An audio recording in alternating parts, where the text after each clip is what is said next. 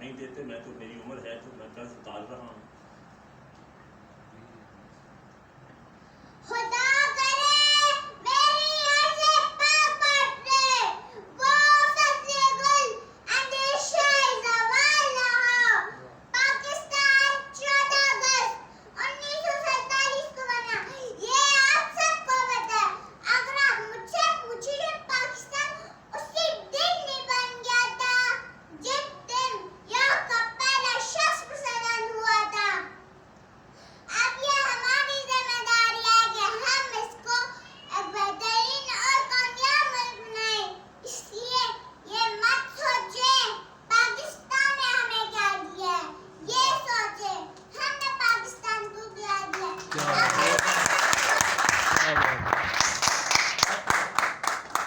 अगर आप ऐसा सोचेंगे तो आप देखेंगे पाकिस्तान एक इंतहाई कामयाब और बेहतरीन मुल्क बनेगा इंशाअल्लाह।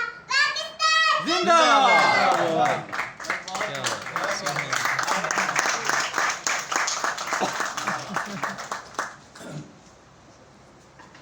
कोशिश करूंगी कि कीमती